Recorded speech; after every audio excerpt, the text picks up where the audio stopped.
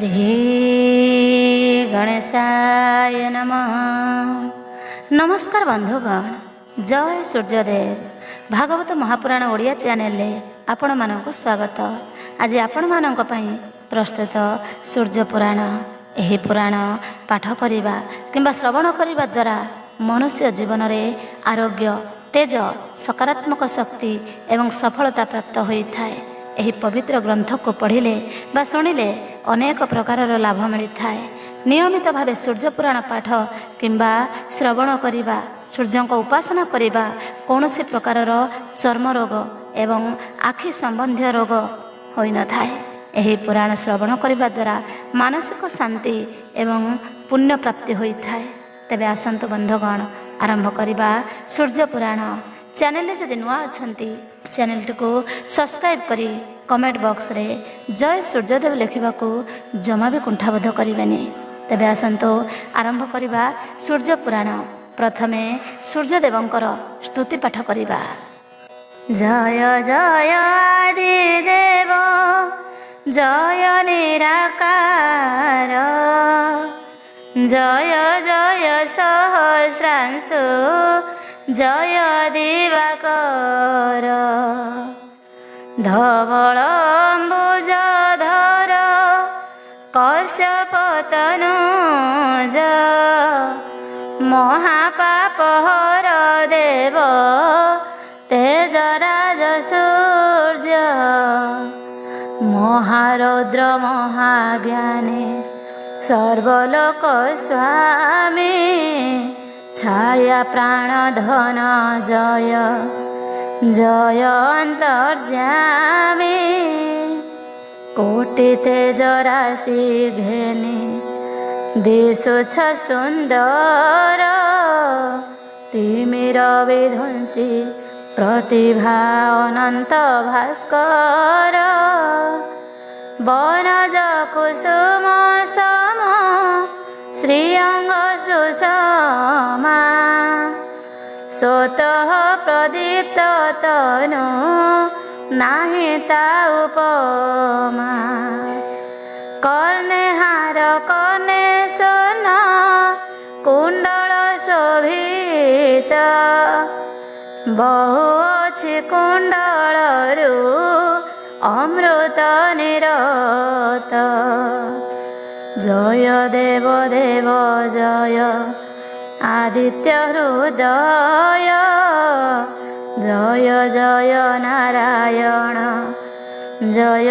मृत्युंजय, जय मारकंड सर्व रोगनाशकारी,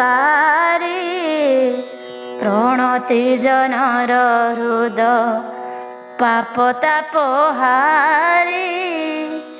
जय दीनेश पद्मेश सुरेश हृदेश, किवर्णी विरूप राशि अनंत शेष, लोहित चंदनाधि ग्रह कुलपति, बिरंची नारायण है घेनम विपत्ति, जय कोणार्क बिहारी अर्कर विभानु, जय दीननाथ जय कश्यपंक सून, रविवार एकादशी रवि नारायण, नामे ख्यात चराचरे पसंती शरण, जोग कल्पा छाया माया हृदय ईश्वर, कल्याणकारी तुमे सदा जगतर,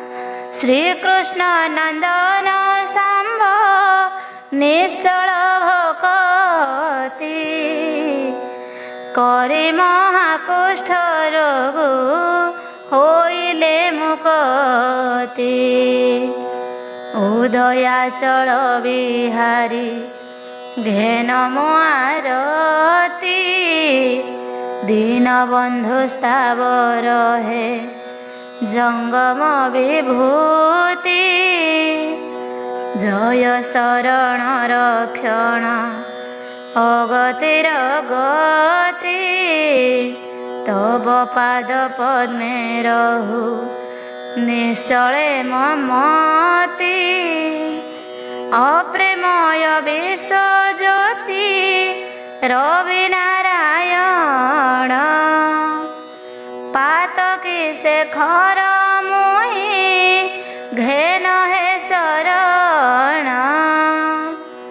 ଜଣାଏ ବିନୟ ଭରେ ପ୍ରଭୁ ମୋ ପ୍ରଣତି ସଂସାର କଷଣୁ ମୋତେ ଦିଅ ସଦଗତି ତୁ ହି ମାତା ତୁ ହି ପିତା ତୁ ହି ସହୋଦର ଅବୋଧ ତନୁଜ ମୁହିଁ ଘେନ ନମସ୍କାର।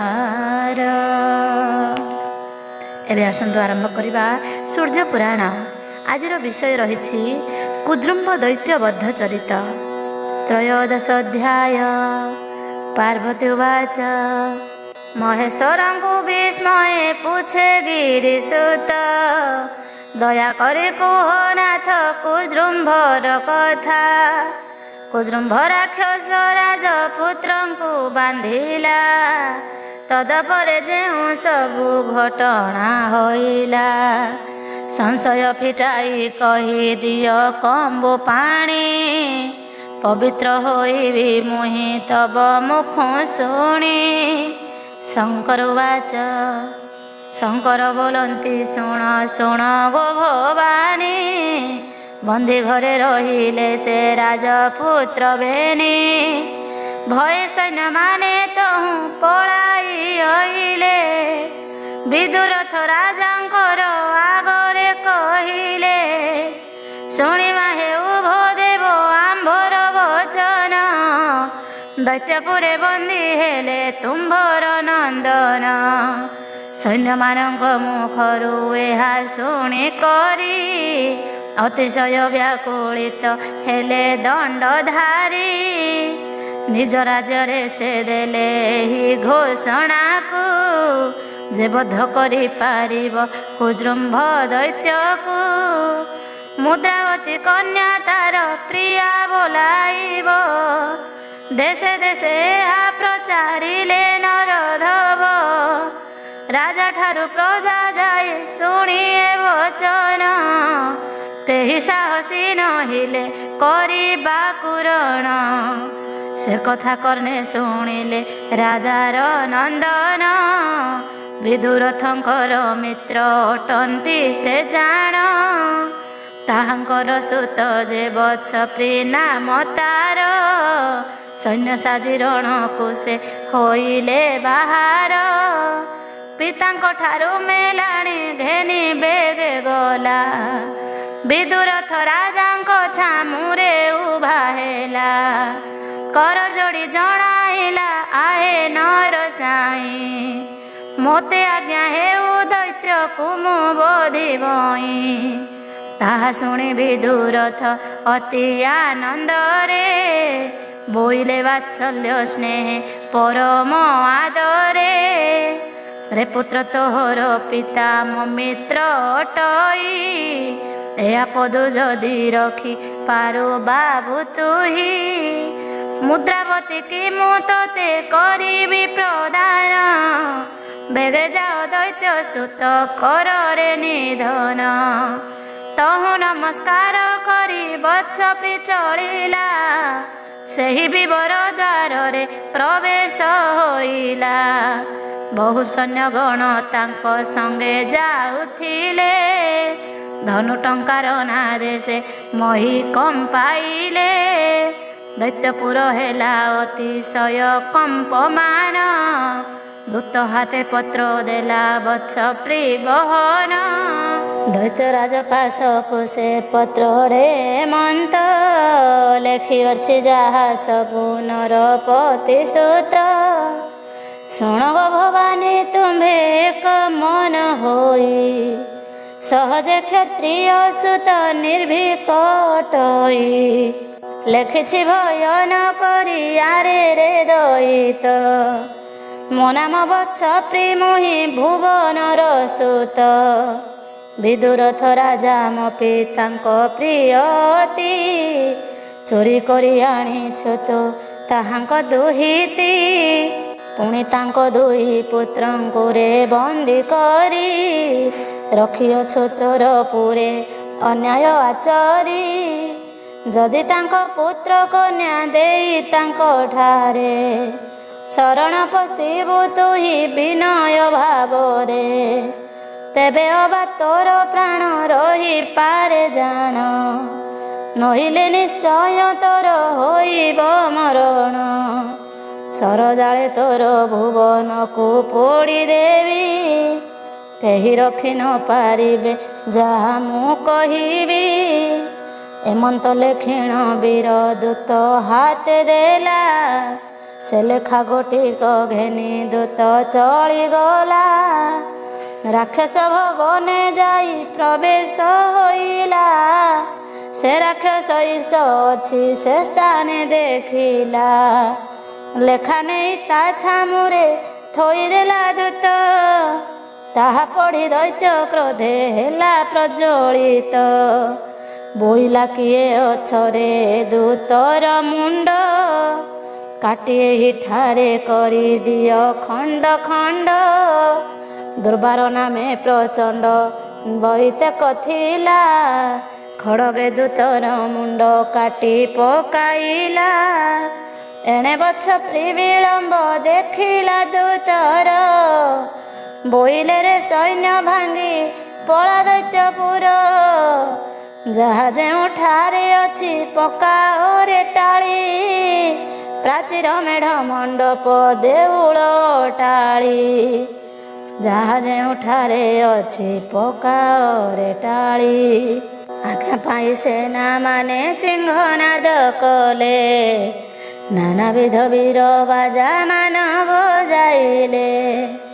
ଧନୁମାନଙ୍କର ଘୋର ଟଙ୍କାର ଶବଦ, ହସ୍ତି ଘୋଡ଼ାଙ୍କର ରଡ଼ି କରଇତବଦ।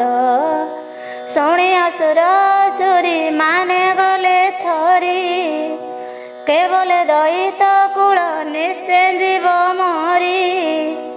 କେବଳେ ଦେଖ ଗଗନ ବରଷେ ରକତ, କେବଳେ ଗଗନ ମାର୍ଗେ ଧୂଳି ଉଡ଼ଇତ। କେବଳେ ଦେଖ ଆବର ଏ ଡାମରା କାଉ, ଖତାଇ ହେଲା ପରାୟ ରାବେ ରାଉ ରାଉ। କେବଳେ ଚାଳରେ ଦେଖ ପେଚ କରା ବଇ, କେବଳେ ବିଲୁଆ ରାବେ ଆଗେ ରହି ରହି। କେବଳେ କୁକୁର ପଲକୁ ଦେଖ ଦେଖ, କିପରି ଶୋନ କରନ୍ତି ପଡ଼ିବ କି ଦୁଃଖ। କେବଳେ ବଡ଼ ନୀତି କଲା ଆମ୍ଭ ରାଜା, କେବଳେ ରାଜକନ୍ୟାକୁ ଚୋରାଇଲା ସେ ଯା। କେବଳେ ଧର୍ମ ବାଟେ ହେବ କି ତାପର, ଜଣାଯାଏ ବିପଦ ପଡ଼ିବ ମହାଘୋର। ଏହିପରି ପୁରଜନେ କଥାବାର୍ତ୍ତା ହୁଅନ୍ତି, ଅତିଶୟ ଭୟରେ ଯେ ସକଳେ ଥରନ୍ତି। ସେ କଥା ଶୁଣି ସେ ଦୈତ୍ୟ ରାଜ ମୂଢ଼ମତି, କ୍ରୋଧେ ସାରଥି କି ଚାହିଁ କହେ ଭାରତୀ। ବେଗେ ତୁହି ଆଣ ମୋ ରଥକୁ ସଜ କରି, ଆସପାତ ମନ୍ତ୍ରୀ ଚତୁରଙ୍ଗ ବଳ ଧରି। ସକଳ ସୈନ ମାନେ ବେଗେ ହୁଅ ଠୁଳ, ଯେଉଁ ଥାଟକୁ ଦେଖିଲେ ଡରେ ଆଖଣ୍ଡଳ। ଦୈତ୍ୟରାଜ ଆଜ୍ଞା ମାତ୍ରେ ଅସୁର ସୈନୀ, ସଜ ହୋଇ ଅଇଲେ ସେ ଅସ୍ତ୍ର ଶସ୍ତ୍ର ଘେନି। ଖड्ग ଝଙ୍କାର ଘୋର ତର ଯେ ନାଦ କଲେ, ଆକାଶେ ଥାଇଣ ଦେବ କମ୍ପମାନ ହେଲେ। ଅଳପ ନୁହନ୍ତି 10 ଲକ୍ଷ ଜାଣ ରଥି, 5,000 ତାହାର ଅଟନ୍ତି ପଦାତି। ପାଇକ ଯେ ଫରିକାର କେ ପାରିବ ଗଣି, ହାତୀ ଘୋଡ଼ାଙ୍କର ସୀମା ନାହିଁ ଗୋ ସର୍ବାଣୀ। ବାଦ୍ୟନାଦରେ ଯେ କମ୍ପମାନ ହେଲା ଧରା, ଦୁଷ୍ଟ ପ୍ରତାପୀ ରାକ୍ଷସ ମାରୁଛନ୍ତି ଚିରା। ଭୟ ପାଇ ଦେବ କାଳିକାଙ୍କୁ ସ୍ତୁତି କଲେ, କର ଯୋଡ଼ି ଅତି ଆର୍ତ୍ତେ ମନ୍ତ କହିଲେ। ନମ ନମ ସଙ୍କଟ ତାରିଣୀ ମହାମାଇ, ନମ ନମ ଦିଗମ୍ବରୀ ଅପର୍ଣ୍ଣା ଅଭୟୀ। ନମ ନମ ଆତଙ୍ଗ ନାଶିନୀ ଭଗବତୀ, ନମ ନମ ସର୍ବାଣୀ ଗୋ ନମ ଆଦିଶକ୍ତି।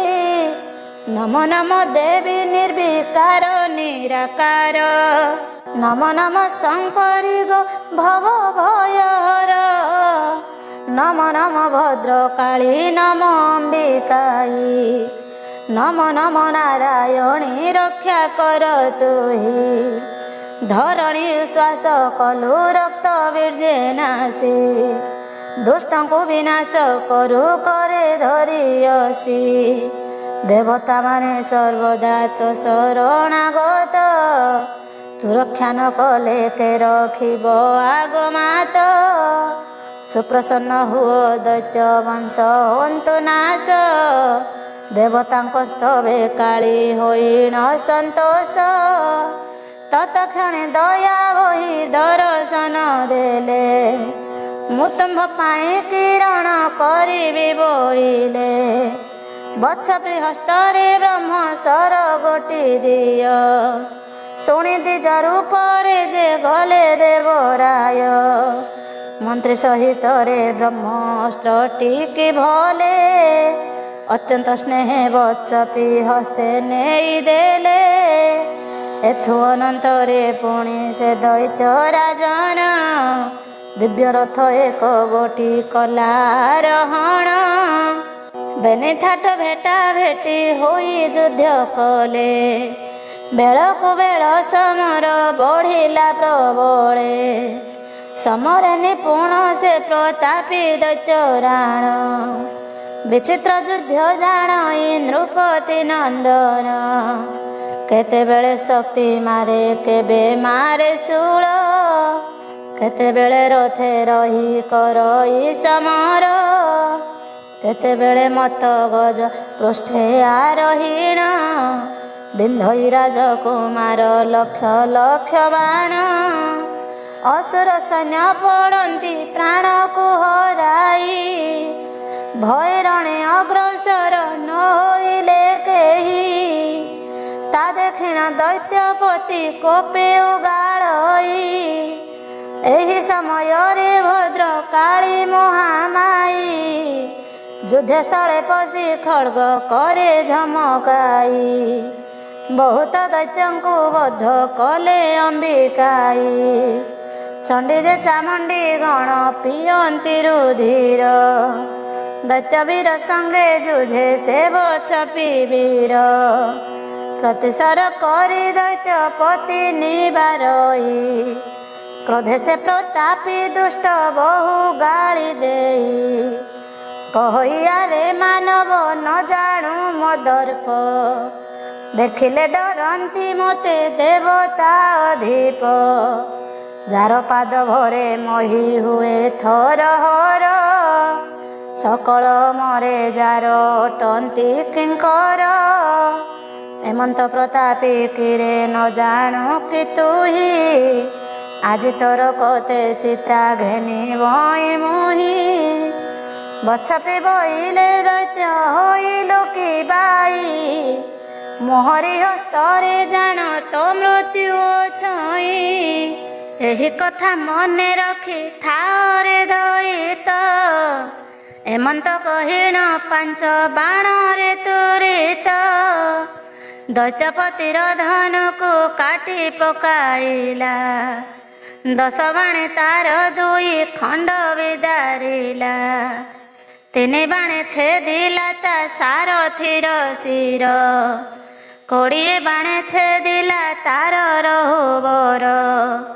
ରଥହୀନ ହୋଇ ସେହି ପାପିଷ୍ଠ ଦଇତ ଅସୁରୀ ମାୟା କଲାକ ଅତି ଆଚମ୍ବିତ ଗଗନ ମାର୍ଗରେ ରହି ବରସିଲା ବାଣ ଦେଖି କ୍ରୋଧେ ବ୍ରହ୍ମଶର ବଚ ଧରିଣ ଯୁଝିବାକୁ ଅଗ୍ରସର ହୁଅନ୍ତେ ତକ୍ଷଣ ଭୟ ପାଇ ତହୁଁ ଦୈତ୍ୟ କଲା ପଳାୟନ ଭୋନନ୍ଦନ ପୁତ୍ର ଅସ୍ତ୍ର ତୁଣିରେ ଥୋଇଲା ମୁଦ୍ରାବତୀ ପାଶେ ଦୈତ୍ୟ ରାଜ ଚଳିଗଲା ଯୁଦ୍ଧ କଥା ତା ଆଗରେ କହିଲା ବିସ୍ତାରୀ ଶୁଣି ମୁଦ୍ରାବତୀ ନିଷେଧିଲା କେତେ କରି ବୋଇଲା ହେ ନାଥ ଆଉ ନ କର ସମର ମହାବଳିଷ୍ଠ ତଭୁ ନନ୍ଦନ ପୁତ୍ର ବୀର ତୁମ୍ଭ ବିନେ ମୁହିଁ ସିନା ହେବି ଅନାଥିନୀ ଅହଙ୍କାରେ ହସି ହସି ଦୈତ୍ୟ କହେ ବାଣୀ କାତର ନୁହଁରେ ସଖୀ ଅଛି ମୋ ମୂଷକ ସୌନନ୍ଦ ନାମ ତାହାର ଅତିଶୟ ବଳ ତା ପ୍ରସାଦେ ଦିଗ୍ବିଜୟୀ ହୋଇଅଛି ମୁହିଁ ମୁଦ୍ରାବତୀ କହେ ସେ ମୂଷଳ ଅଛି କାହିଁ ସେ କ୍ଷଣି ରାକ୍ଷସ ରାଜ ମୂଷଳ ଆଣିଲା ମୁଦ୍ରାବତୀ ଆଗେ ମହାଗର୍ବେ ଦେଖାଇଲା ପ୍ରଖର କାନ୍ତି ତାହାର ସୂର୍ଯ୍ୟ ତେଜ ପରି ତାହା ଦେଖି କହେ ମୁଦ୍ରାବତୀ ସୁଚତୁରୀ ଆହେ ନାଥ ଏ ମୂଷଳ ମୋର ହାତେ ଦିଅ ମୁଁ ଛୁଇଁବା ମାତ୍ରେ ହେବ ମହାତେଜମୟ ଏକ ବିପ୍ର ପୂର୍ବେ ମୋତେ ଦେଇଅଛି ବର ଯେ ବର ଅସ୍ତ୍ରେ ଲାଗିବ ତୋ ବାମ କର ସେ ଅସ୍ତ୍ର ଯେହୁ ଧରିବ ଦିଗ୍ବିଜୟୀ ହେବ ତାହା ଶୁଣି କରି ତୋଷ ଚିତ୍ତେ ଦୈତ୍ୟ ଧବ ମୁଦ୍ରାବତୀ ବାମ କରେ ସେ ମୂଷଳ ଦେଲା ସ୍ପର୍ଶ ମାତ୍ରେ ସେହି ବଳହୀନ ହୋଇଗଲା ମୁଦ୍ରାବତୀ ଜାଣଇ ସେ ମୂଷଳର କଥା ତାହାକୁ ବୁଝାଇ କହିଥିଲେ ତାର ପିତା ତେଣୁ ରାକ୍ଷସକୁ ବାକ୍ୟ ଛଳେ ଭୁଲାଇଲା ମୂଷଳ ଛୁଇଁବା ଦେଖି ଦୈତ୍ୟ ତୋଷ ହେଲା ବୋଇଲା ସଖୀ ଯାଉଛି କରିବି ମୁରଣ ମୁଦ୍ରାବତୀ ବୋଲେ ତହୁଁ ଏମନ୍ତ ବଚନ ରକ୍ଷା କରନ୍ତୁ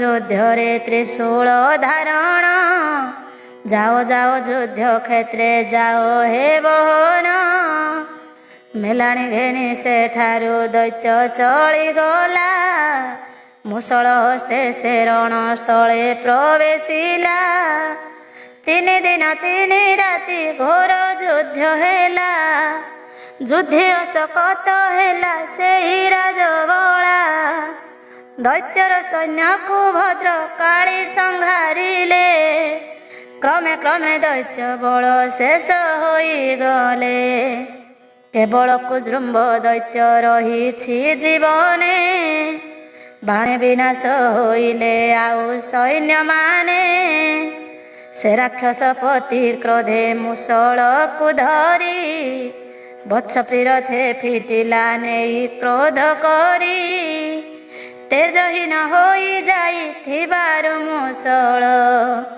ବ୍ୟର୍ଥ ହେଲା ଦୈତ୍ୟ ଯେତେ ଦେଖାଇଲା ବଳ ଥରକୁ ଥର କରନ୍ତେ ରଥକୁ ପ୍ରହାର କେବେ ହେ ଭଗ୍ନ ହୋଇଲା ନାହିଁ ରହୁବର ଦେଖି ଦୈତ୍ୟ ମନେ ମହାଭୟ ଜାତ ହେଲା ଏକାଳେ ବତ୍ସପି ବ୍ରହ୍ମଶର ପ୍ରହାରିଲା ସେ ତେଜରେ ରବି ତେଜ ଦିଶିଲା ନିଉନ ସପ୍ତ ସିନ୍ଧୁ ସପ୍ତ ପାତାଳ ଯେ କମ୍ପମାନ ଆବର କମ୍ପିଲେ 10 ଦିଗ ବନଗିରି ଗହନ ପର୍ବତନ ନଦୀ ଆଦି କରି ଦୈତ୍ୟକୁ ଦହନ କରି ସ୍ୱର୍ଗକୁ ଚଳିଲା ବିଶ୍ୱକର୍ମାର ଭୁବନେ ଯାଇ ନ ରହିଲା ତାହା ଦେଖି ଦେବଗଣ ପୁଷ୍ପ ବୃଷ୍ଟି କଲେ।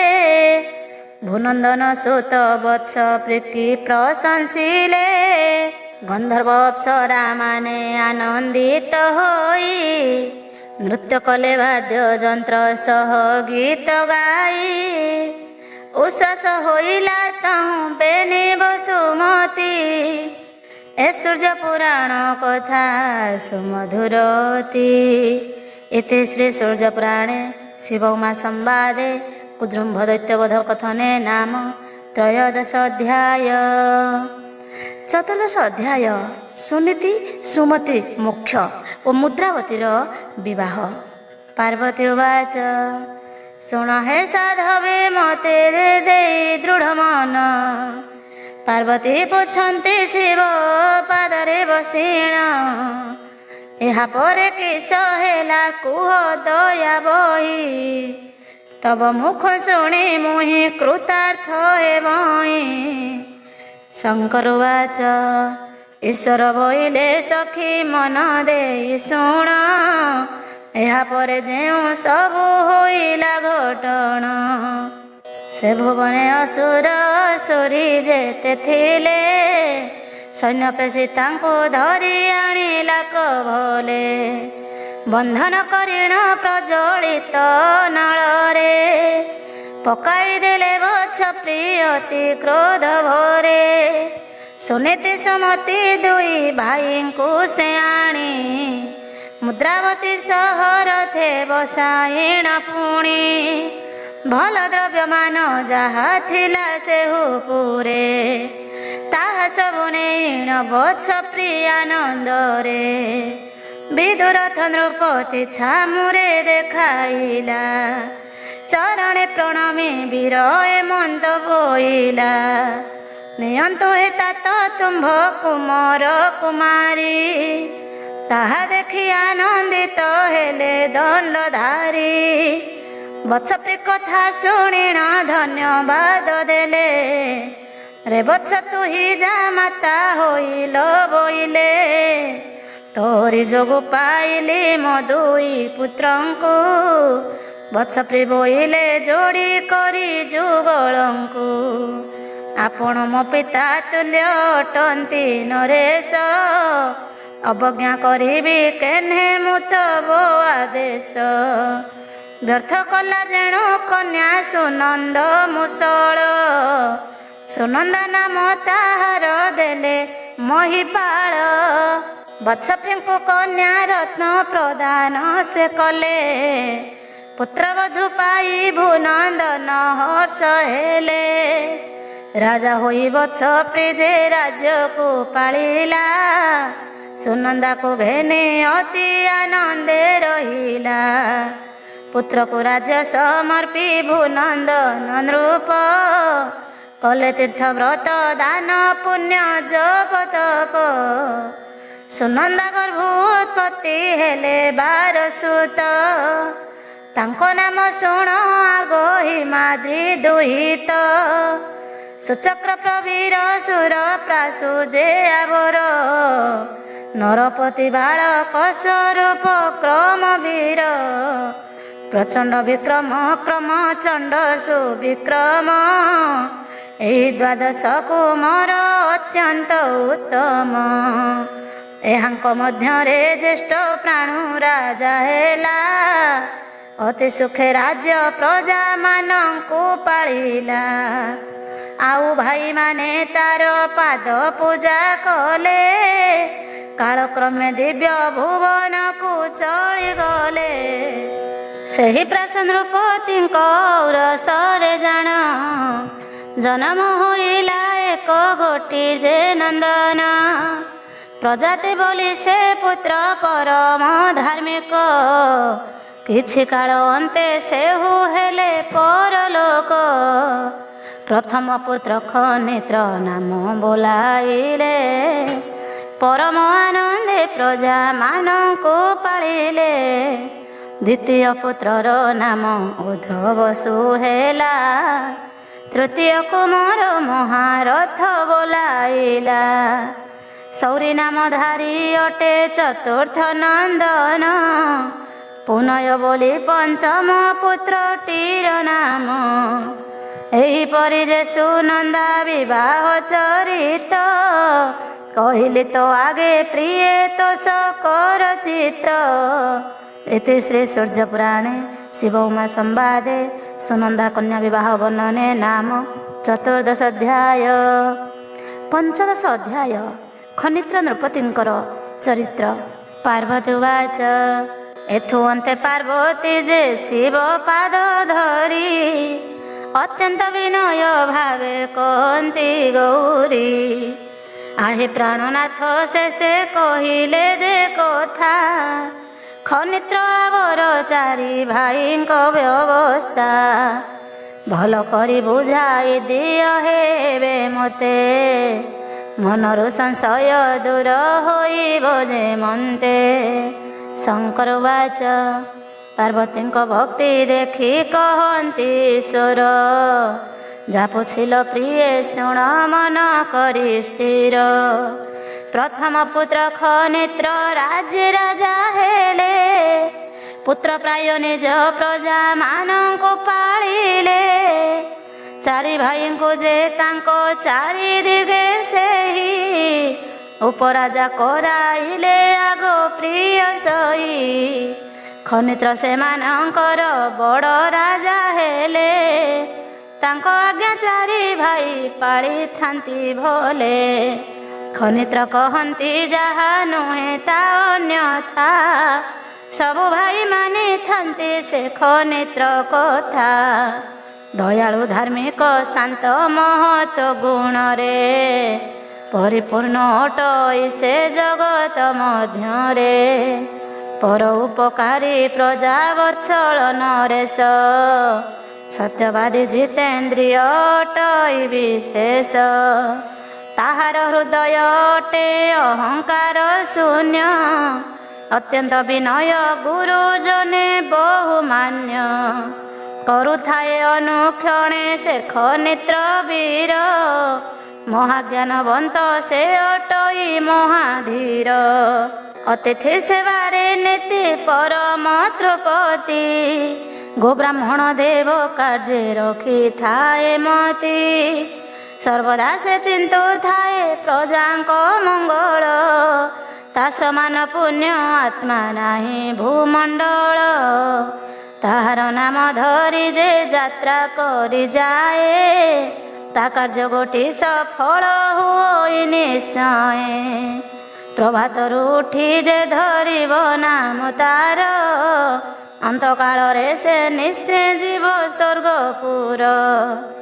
ଏଥୁ ଅନ୍ତେ ଶୁଣ ଗୋ ପାର୍ବତୀ ଶୁଦ୍ଧ ଚିତ୍ତେ, ଆବର ଚାରି ଭାଇଙ୍କ ଚରିତ ଯେମନ୍ତେ।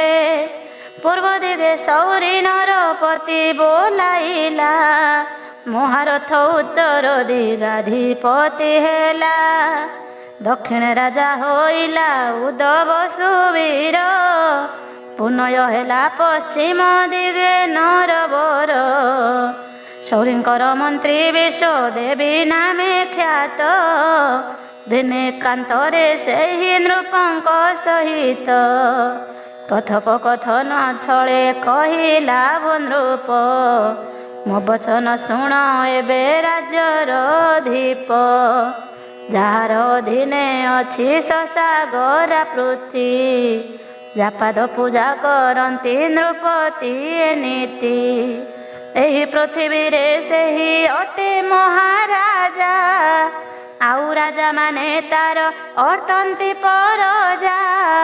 କ୍ରମେ ତା ପୁତ୍ର ନାତିଏ ହେବେ ମହୀପତି, ତୁମ୍ଭେ ଚାରି ହେନେ ଇଚ୍ଛଳ ସମ୍ପତ୍ତି।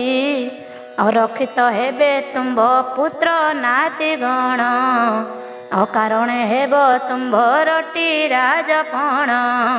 ଯଦି ମୋ ବିଚାର ଅନୁସାରେ ହେ ଚଳିବ, ଏସ ସାଗରା ଧରା ନିଶ୍ଚୟ ଯେ ପାଇବ। ମନ୍ତ୍ରୀର ବଚନେ ସୌରୀ ନୃପତି କହିଲେ, ଆମ୍ଭ ଜ୍ୟେଷ୍ଠ ଭାଇ ରାଜା ହୋଇଛନ୍ତି ବୋଲେ।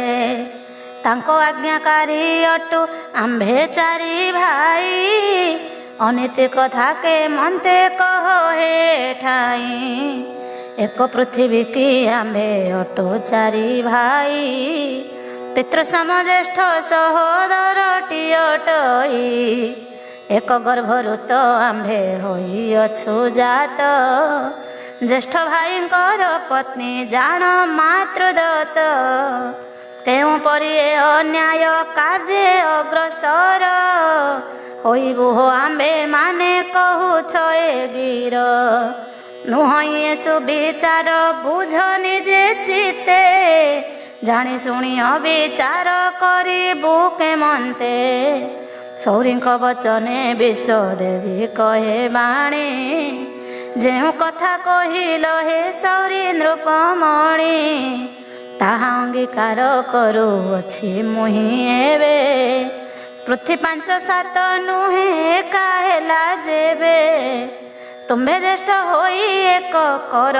ତା ଗ୍ରହଣ, ସବୁ ଭାଇଙ୍କ ମଧ୍ୟରେ ହୁଅ ନର ରାଣ, ଯଦି ତୁମ୍ଭେ ନରପତି ନାମକୁ ବହିବ, ସବୁ ଭାଇ ମଧ୍ୟ ଶ୍ରେଷ୍ଠ କିମ୍ପାଇଁ ନହିବ, ସୌରୀ ବହିଲେ ସେ ମହା ଧାର୍ମିକ ପୁରୁଷ, ଅଟନ୍ତି ଆମ୍ଭର ସେହି ପିତୃଙ୍କ ସଦୃଶ, ପୁତ୍ର ତୁଲ୍ୟ ଆମ୍ଭଙ୍କୁ ଯେ କରିଥାନ୍ତି ସ୍ନେହ, ଆମ୍ଭର ମଙ୍ଗଳ ସିନା ତାଙ୍କ ଅନୁଗ୍ରହ, ଆମ୍ଭର ପ୍ରିୟ କାର୍ଯ୍ୟ କେମନ୍ତେ କରିବୁ, ସର୍ବଦା ତାହାଙ୍କ ପଦେ ସେବା କରିଥିବୁ, ତହୁଁ ବିଷ ଦେବୀ କହେ ଶୁଣ ନୃପବର, ଯଦି ତୁମ୍ଭେ ହେବ ମହିମଣ୍ଡଳଧୀଶ୍ୱର,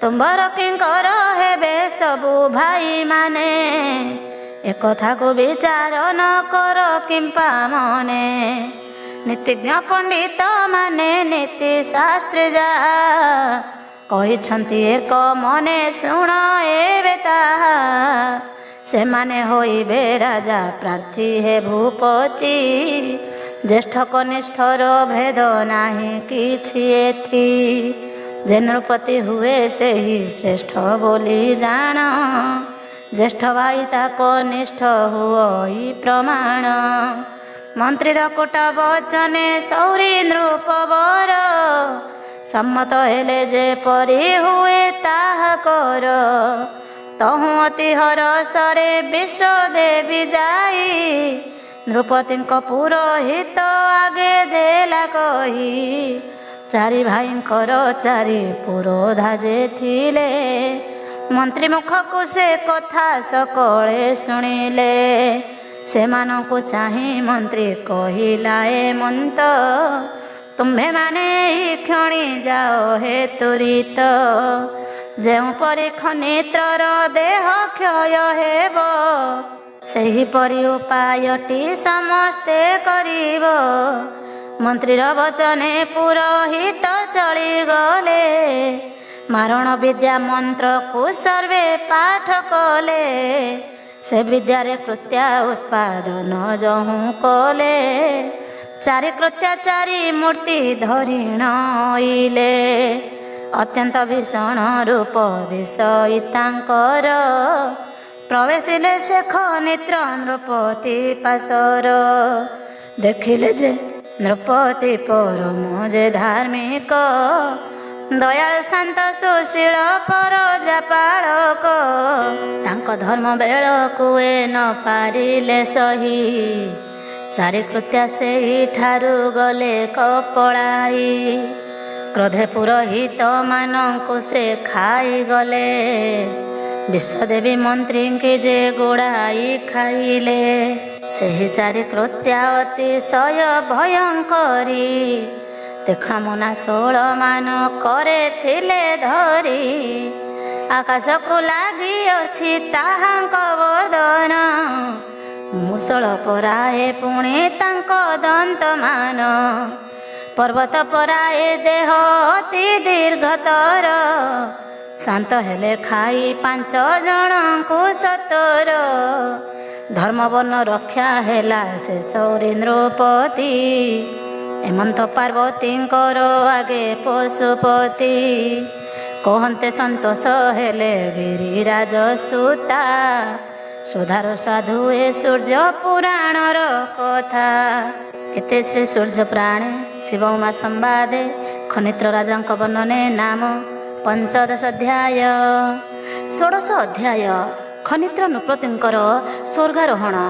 ପାର୍ବତୀ ଉବାଚ ଶୁଣ ସାଧୁ ସନ୍ଥ ମାନେ ହୃଦେ ବହି ମୋଦ, ଭକ୍ତି ଭରେ ଗିରି ସୁତା ହୋଇ ଗଦ ଗଦ। ମହେଶଙ୍କ ପାଦେ ପଡ଼ି ବିନୟ କହନ୍ତି, ଏହା ପରେ କିସ ହେଲା କୁହ ପ୍ରାଣପତି। ଶଙ୍କର ଉବାଚ ପାର୍ବତୀଙ୍କ ଭକ୍ତି ଦେଖି କହନ୍ତି ଈଶ୍ୱର, ଶୁଣ ଗୋ ଭବାନୀ ଏବେ ମନ କରି ସ୍ଥିର। ଚାରି ସ୍ଥାନେ ଅଟେ ଚାରି ପୁରୋଧାଙ୍କ ଘର, ଅନ୍ୟ ସ୍ଥାନେ ଅଟେ ଜାଣ ମନ୍ତ୍ରୀଙ୍କ ନବର। ଗୋଟିଏ ସ୍ଥାନେ ନଥିଲେ ସେହି 5 ଜଣ, ଯହୁଁ ଏକ କାଳେ ତାଙ୍କ ହୋଇଲା ମରଣ। ଲୋକଚକ୍ଷୁକୁ ଏ ହେଲା ଆଶ୍ଚର୍ଯ୍ୟ ଘଟଣା, ଶୁଣି ଆଚମ୍ବିତ ହେଲେ ଖନିତ୍ର ରାଜନ। ସେଥିର କାରଣ କିଛି ନ ପାରିଲେ ଜାଣି, ସଭିଏ ମନ ମଧ୍ୟରେ କରିଲେ ଭାଳେଣି। ଖନିତ୍ର ରାଜାଙ୍କ ପୁରୋହିତ ଯେ ବଳିଷ୍ଠ, ସର୍ବଜ୍ଞ ପୁରୁଷ ସେହୁ ମହାତପନିଷ୍ଠ। ତାଙ୍କୁ ଡକାଇ ପୁଛିଲେ ଖନିତ୍ର ନୃପତି, କହିବା ହେଉ ହେ ଋଷି ହୋଇ ଦୟାମତି।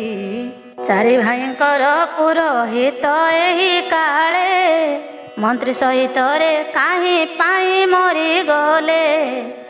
ଏହାର କାରଣ କିଛି ନ ପାରିଲୁ ଜାଣି, ଏଣୁ ତୁମ୍ଭ ଛାମୁରେ ପଚାରୁ ମୁନିମଣି। ରାଜାଙ୍କ ବଚନ ଶୁଣି ବଶିଷ୍ଠ କହନ୍ତି, ନିମିଷେ ବିଳମ୍ବ କର ଆହେ ନରପତି। ଏମନ୍ତ କହିଣ ଯୋଗାସନରେ ବସିଲେ, ତାଙ୍କୁ ସମସ୍ତ ବିଷୟ ଦୃଶ୍ୟ ହେଲା ବୋଲେ।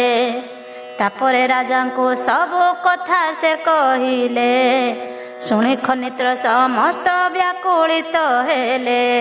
କରୁଣ ସ୍ୱରେ ବୋଇଲେ ମୁକିମ୍ପାନ ମଲି, କାହିଁ ପାହିଁ ମୋହି କାଳ ମୁଖେ ନ ପଡ଼ିଲି। ଧିକ ଏ ଜୀବନ ମୋର କିସ ପ୍ରୟୋଜନ, ଜାଣିଲି ଅତି ଜଘନ୍ୟ ମୋ କର୍ମ ଲିଖନ। ମୋ ସମପାତ କି ଆଉ ନାହିଁ ଏ ସଂସାରେ, ବ୍ରହ୍ମହତ୍ୟା ପାପ ରାଶି ବହିଲି ଜାସିରେ। ମୋର ଲାଗି 4 ଜଣ ବିପ୍ର ନାଶ ଗଲେ, ତାଙ୍କ ସହିତରେ ଏକ ମନ୍ତ୍ରୀ ପ୍ରାଣ ଦେଲେ। ଏ ନର ହତ୍ୟା ପାପ ମୋ କପାଳରେ ଥିଲା, ନମଲି ଯାହା ଏ ପାପେ ପରାଣ ରହିଲା। କି ବୁଦ୍ଧି କରିବି ଏବେ କେଣିକି ମୁଁ ଯିବି, ଏ ମହାପାପରୁ ମୁଁ କେମନ୍ତେ ମୁକ୍ତ ହେବି। କେବଳ ଦେବତାଙ୍କର ଆଶ୍ରୟ ନେବଇ, ଧିକ ଏ ରାଜ୍ୟରେ ମୋର କି କାର୍ଯ୍ୟ ଅଟଇ।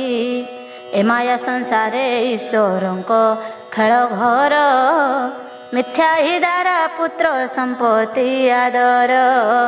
ଭାଇ ବନ୍ଧୁ କୁଟୁମ୍ବ ଯେତେକ ପରିଜନ, କେହି କାହାର ନୁହନ୍ତି ସାର ହରି ନାମ। ବୃଥା ମାୟାରେ ଜଡ଼ିତ ହୋଇ କରି ମୋହି, ଶେଷକୁ ପାଦକ ରାଶି ଅଙ୍ଗେ ବହିଲଇଁ। ଏହିପରି ବହୁ ଶୋକ କଲେ ଦଣ୍ଡଧାରୀ, ଯେ ଯେତେ କହିଲେ ତାକୁ ବୋଧ ଦେଇ କରି। କେବେ କର୍ଣ୍ଣେ ଶୁଣିଲେ ନାହିଁ ନରନାଥ, ବ୍ୟାକୁଳ ପରାଏ କାନ୍ଦି ହେଲେ ବ୍ୟାକୁଳିତ। କ୍ଷୁପ ନାମେ ତାହାଙ୍କର ଅଟଇ ନନ୍ଦନ, ଶଶାଗର ପୃଥିବୀରେ ହେଲେ ସେ ରାଜନ। ପୁତ୍ରେ ରାଜ୍ୟ ଭାର ଦେଇ ଖନିତ୍ର ନରେଶ, ବଟକ୍ଷୀରେ କଟା କଲେ ଆପଣାର ବେଶ। ଡୋର କୌପିନ କଟି ତଟରେ ଭିଡ଼ିଣ, ବନକୁ ଚଳିଲେ ନ ରହିଲେ ଏକ କ୍ଷଣ।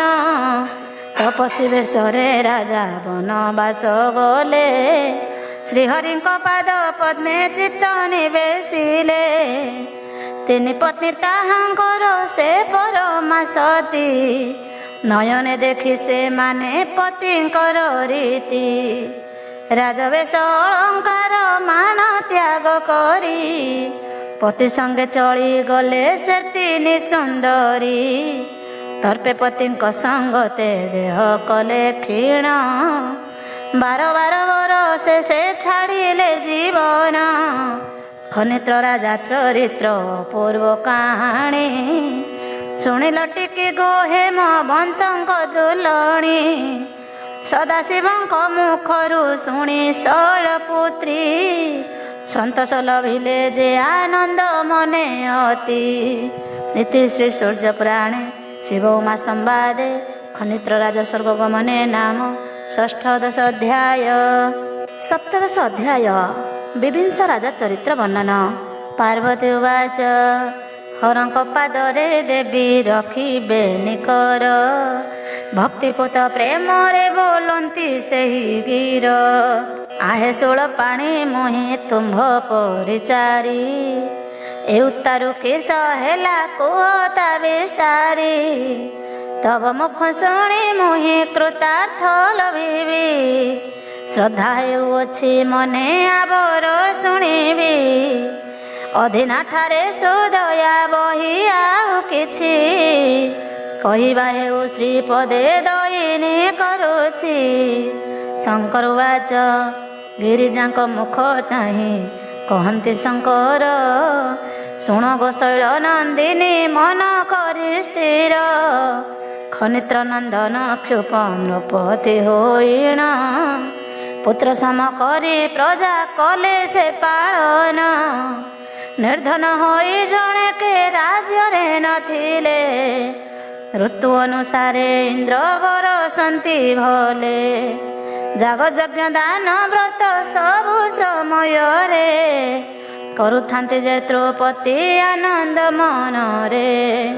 ଏକ ଦିନେ ସଭା ମଣ୍ଡାଇଣ ନରପତି, ପ୍ରମୋଦମାନ ସେ ଆସ୍ଥାନରେ ବସିଛନ୍ତି।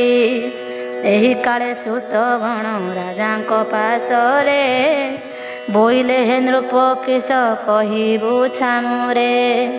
ତୁମ୍ଭ ଗୁଣ ଯଶ କୀର୍ତ୍ତି ବର୍ଣ୍ଣନ ହୋଇବ, ପୂର୍ବେ ଯେ ପ୍ରାୟ ଥିଲେ କ୍ଷୁପ ନରଦେବ।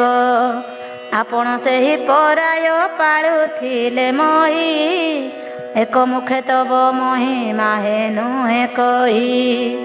ରାଜା ବୋଇଲେ ସେ କଥା ବିସ୍ତାରିଣ କହ, କେମନ୍ତେ ସେ କାହା ପୁତ୍ର କ୍ଷୁପ ନର ରାୟ। ସୁତଗଣ ବୋଇଲେ ଶୁଣ ହେ ନୃପବର, କ୍ଷୁପ ରାଜା ଥିଲେ ଜାଣ ବ୍ରହ୍ମାଙ୍କ କୁମର। ଯାହା କହିଥାନ୍ତି ତାହା ନୁହଁ ଅନ୍ୟଥା, କୁଳିଶ ସମାନ ଦୃଢ଼ ଅଟେ ତାଙ୍କ କଥା। ନିଜ ପ୍ରତିଜ୍ଞା ସେ ପ୍ରାଣପଣେ ରଖିଥାନ୍ତି, ଗୁରୁଜନ ବାକ୍ୟକୁ ଅବଜ୍ଞାନ କରନ୍ତି। ବ୍ରାହ୍ମଣ ମାନଙ୍କ ଠାରୁ କେତେବେଳେ ହେଲେ, କରନ ନିଅନ୍ତି ଥାନ୍ତି ସଦା ଧର୍ମ ବଳେ। ପ୍ରଜାଙ୍କୁ ଅଧିକ କର ପୀଡ଼ା ନ ଦିଅନ୍ତି, ଯାହା ବର ନିଅନ୍ତି ତା ନିଜେ ନ ଖାଆନ୍ତି। ଯାଗ ଯଜ୍ଞ ସେହି ଧନ କରନ୍ତି ସେ ବ୍ୟୟ, ଆଚରଣ କରନ୍ତି ସେ ଦିନ ହୀନ ପ୍ରାୟ। ନିଜର ବଡ଼ି ମାନ ଦେଖାନ୍ତି କେତେବେଳେ, ତୁକାର ବଚନ ତାଙ୍କ ମୁଖୁ ନ ବାହାରେ। ଏମନ୍ତ ପୁଣି ସେ ଦିନେ କ୍ଷୁପ ନରବର, ରାଜ୍ୟ କର ଧାର୍ଯ୍ୟ କଲେ ହି ପରକାର। ପ୍ରଥମା ନାମେଣ ପତ୍ନୀ ଅଟେ ତାହାଙ୍କର, ଏକ ବୀର ପୁତ୍ର ଗର୍ଭ ଜନ୍ମିଲା ତାହାର। ପୃଥିର ରାଜା ଏ ତାର ବଶୀଭୂତ ହେଲେ, ବିଦର୍ଭ ବଂଶେ ସେ ପୁଣି ବିବାହ ହୋଇଲେ। ସେ ରାଣୀର ଗର୍ଭ ପୁତ୍ରଟିଏ ଜାତ ହେଲା, ବିବିଂଶ ନାମ ଯେ ତାର ବିଖ୍ୟାତ ହୋଇଲା। ଅତି ଗୁଣବନ୍ତ ସେହି ଅତି ବୁଦ୍ଧିମନ୍ତ, ଅତି ଦୟାବନ୍ତ ପୁଣି ପରହିତେ ରତ। ଯେତେବେଳେ ସେହୁ ରାଜ୍ୟ ହେଲା ନୃପମଣି, विविध रसरे पूर्ण होइला मेदिनी जागयज्ञ व्रत धर्म उपार्जन कले सेहु धर्म बळे अति धनवान हेले कालक्रमे दिव्य धाम को से गला चली विष्णुपुरे सुखे रहिला गो प्रिय आली विभिंस राजा चरित अमृत समान शुणिल टिकी गौमा स्थिर करी मन इति श्री सूर्यपुराणे शिव उमा संवादे विभिंस राजा चरित वर्णने नाम सप्तदश अध्याय। अष्टादश अध्याय खनि नेत्र नृपति कथा। पार्वती उवाच भक्ति भरे शंकर को चाहे भगवती प्रेम श्रुवर साई सन कहती आहे नाथ मोह परे प्रसन्न होइण एहा परे किस हेला कुह विस्तारिण। शंकर उवाच पार्वती भक्ति भाव देखि दिगंबर बोइले शुण गो देवी मन करि स्थिर विभिंसर पुत्र नाम अटे खनि नेत्र ताहार गुण गो सखी अटई विचित्र वीर मानक मध्यरे से अटे प्रधान दान पुण्य रे सर्वदा थाए तार मन अयुत संख्यारे अश्वमेध यज्ञ कला समग्र पृथ्वी के से ब्राह्मणे दान देला तपस्या आरंभित ही कीर्ति जे अर्जिला दुखी रंके देखी बहु धन बीतरिला प्रतिदिन धन रत्न दिन दान करुथाए तारा जे भिखारी होई नथिले गोटिए पितृयज्ञ पाई से नृपति खनि नेत्र अरण्य को चली गला होई आनंदित पुत्र कन्याहीन से काकी गले बने सैन्य सामंत मध्यरु ननेले को जणे अशपृष्ठे आरोही खड़ग धनुषर करे धरी मृग खोजुछंती से बनर एकाले गोटिए मृग राजांक पासर रही बोइले हे राजा मते बद्ध कर ताहा शुणी आचंबित हेले नरपति मृग को चाहिण पुणी कहिले भारती आरे मृगवर एही कानन मध्यरे जेते मृग माने सर्वे पଳାନ୍ତି भୟରେ तोर केम्पाई बळिछि मरण रे श्रद्धा शुणी से मृग कहि मने पाई बाधा आहे नरपति जहा पचारिले मते सावधाने शुण ताहा कहुछि एकान्ते कन्या पुत्र नाहांती जे अपुत्रिक मुहि तेणु करी निरर्थक ए देह अटई ए जीवन धरिबारे किबा प्रयोजन आपणक राज्य थाई हेला कर्महीन तेणु कहुअछि मते तुम्भे बध कर मौन होइला मृग कहिण ए गिर ए समय बनु आउ एक गोटी मृग आसी बोइला मो शिर काट महाभाग ए मृग कुत कारणे बधिबि काहेकि अयोग्य एहार मांस खाई जोगाई कि स्वान शिवान भक्षन्ति अपुत्रिक मांस किपरि मांसे यज्ञ करिब नरेश मोहर मांस पवित्र अटई निश्चय मते बधि मांस यज्ञ कर नर राय भोजन करिण तुम्भ पितृलोक माने बर जाची देवे निश्चय यज्ञ कला क्षणे से मृग वचन शुणी करि नरपति अति आश्चर्य होइण ताहाकु पुछन्ति आरे मृग काहेकि तू कहु ए वचन अपुत्रिक जोगु देउछि मृग प्राण तू काहेकि प्राण देबु ता कारण कह शुणिला बेलु मो मने लागुछि संदेह राजा वचन शुणी मृग कहे बाणी ହେ ନୃପ କହୁଛି ମୋର ଦୁଃଖର କାହାଣୀ। ବହୁ ପୁତ୍ର କନ୍ୟା ମୋର ଜାଣ ମହିପତି, ତାହାଙ୍କ ଖାଇବା ଚିନ୍ତା ମୋତେ ଲାଗେ ନୀତି। ସେହି ଦୁଃଖ ଅଗ୍ନିରେ ପୋଡ଼ୁଛି ମୋର ଦେହି, ଧର୍ମ କର୍ମ କିଛି କରି ନୁହେଁ ଏଥିପାଇଁ। କୋମର ସ୍ନେହରେ ମୋର ହୋଇପାଏ ଦୁଃଖ, ତେଣୁ କହୁଅଛି ମୋତେ ମାର ହେ ପ୍ରତ୍ୟକ୍ଷ। ମୋ ମାଂସକୁ ନେଇ ଶୀଘ୍ର ଯାଗ ଯଜ୍ଞ କର, ତବ ଶ୍ରୀ ଛାମୁରେ ନିବେଦନ ମୋର। ପୁତ୍ର ପାଇଁ ତୁମ୍ଭେ ତ କରୁଛ ପିତୃଯାଗ, ତେଣୁ ବନେ ଆସିଅଛ ମାରିବାକୁ ମୃଗ। ଯେବେ ହିଁ ଅପୁତ୍ରିକ ମୃଗ ମାଂସ ନେବ, ତୁମ୍ଭ ପୂର୍ବ ଜାତ ଧର୍ମ କର୍ମ ନାଶ ହେବ।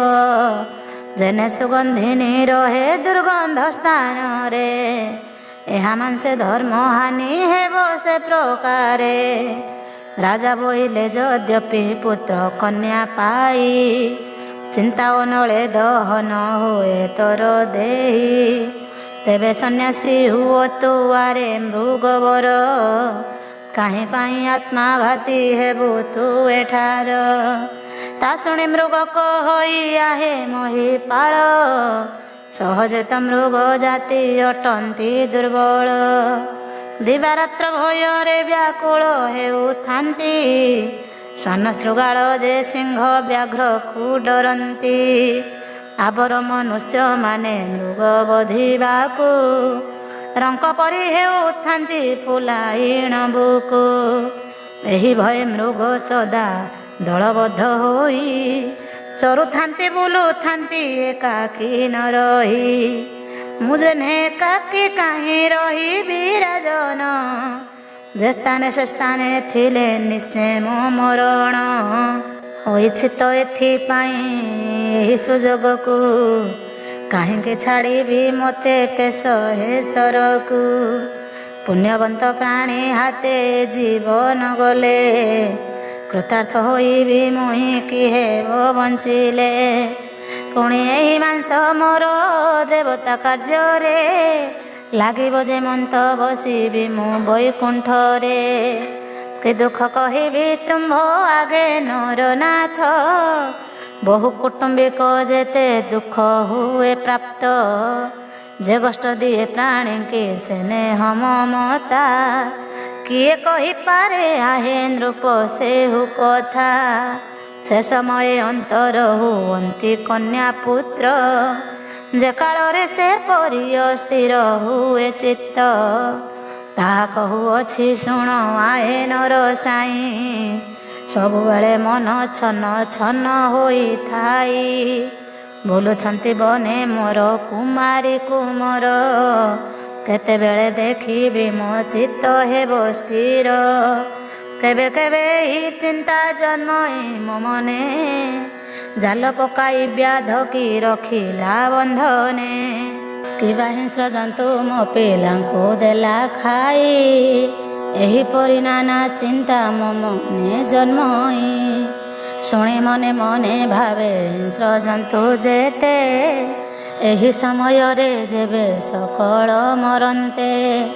ତେବେ ପରମ ସୁଖରେ ରହିବ ଦମ୍ଭେ, ଦିବାନିଶି ଏହି ପ୍ରାୟ କେବେ କିସ ଭାଙ୍ଗେ। ଯେତେବେଳେ ଦେଖଇ ମୁଁ ସଭିଙ୍କ ବନ୍ଦନ, ଯେ ଆନନ୍ଦ ଜାତ ହୁଏ ସେ କାଳେ ରାଜନ। ତାହା କି କହିବି ମୁହିଁ ତୁମ୍ଭର ଆଗରେ, ଆବର କହୁଛି ଦେବ ଶୁଣ ସଚିତ୍ତରେ। ଯେତେବେଳେ ମାଗି କିଛି ଖାଦ୍ୟ ସେ ନ ପାନ୍ତି, କ୍ଷୁଧା କୂଳେ ସେମାନେ ଯେ କଷ୍ଟ ଲଭନ୍ତି। ତାହା ଦେଖି ମୋତେ କାନ୍ଦ ମାଡ଼ଇ ବିଶେଷ, ଦୈବର ନିନ୍ଦା କରେ ମାନେ କର୍ମ ଦୋଷ। ଶ୍ଵେତ କୁମାର କୁମାରୀ କିଛି ନ ଜାଣନ୍ତି, ଖାଇବା ଲାଗି ମୋତେ ବିରକ୍ତ କରୁଛନ୍ତି। ସେ କାଳରେ ଏହିପରି ହୁଏ ମୋର ମନ, ପୁତ୍ର କନ୍ୟାଙ୍କର ଯେବେ ହୁଅନ୍ତା ମରଣ। ତେବେ ଏତେ ଜଞ୍ଜାଳି ମୁଁ ନ ହୁଅନ୍ତି ଆଉ, ସୁଖରେ ରହନ୍ତି ଏ ଜୀବନ ଥାଉଁ ଥାଉଁ। ନିଷ୍କୁଟୁମ୍ବ ଠାରୁ ଏ ସଂସାରେ କେହି ନାହିଁ, ଏକାକୀ ହରିଙ୍କୁ ସେ ହୁଆସେ କରିଥାଇ। ତା ଜୀବନ ଧନ୍ୟ ଏକା ବୋଲି ମୁଁ ପ୍ରଶଂସେ, କିପରି କୁଟୁମ୍ବହୀନ ହେବି ମନେ ଆସେ। ଏପରି ବିବିଧ ଚିନ୍ତାରେ ଯେ ନୃପମଣି, ସର୍ବଦା ବ୍ୟାକୁଳ ହେତୁ ନେତ୍ରୁ ଝରେ ପାଣି। ତେଣୁ ପ୍ରାର୍ଥନା କରୁଛି ଘେନ ମୋ ପରାଣ, ତାହା ଶୁଣି ମୌନ ହୋଇଲେ ନରରାଣ। ଏହି କାଳେ ଅପୁତ୍ରିକ ମୃଗ କହେ ବାଣୀ, ମୋ ବଚନ ଶୁଣ ଏବେ ଆହେ ନୃପମଣି। ତୁମ୍ଭେ ଯେବେ ଏହି ମୃଗ ଗୋଟିକ ବୋଧିବ, ସଂଶୟନ ମଣ ନିଶ୍ଚୟ ପାପେ ମଗ୍ନ ହେବ। ଶାସ୍ତ୍ରେ ଲେଖିଅଛି ଯାହା ତା ଶ୍ରବଣ କର, ପୁଣ୍ୟବନ୍ତ ପ୍ରାଣୀ କି ବଧଇ ଯେଉଁ ନର। ତାହାର ସକଳ ପୁଣ୍ୟ ହୁଅଇ ବିନାଶ, ପୁଣ୍ୟବନ୍ତ ଜନ ଯେହି ବଢ଼ନ୍ତି ଯା ବଂଶ। ପାପୀ କି ବଧିଲେ ପୁଣ୍ୟ ବହୁତ ହୋଇ, ପୁତ୍ରହୀନ ଯେଣୁ ମହାପାପୀ ଅଟେ ମୁହିଁ। ପ୍ରାତଃକାଳୁ ଉଠି ଯେହୁ ମୋ ମୁଖ ଦେଖିବ, ଅତି କଷ୍ଟରେ ସେ ଜାଣ ଦିନକୁ ବଞ୍ଚିବ। ଜୟ ସୂର୍ଯ୍ୟଦେବ।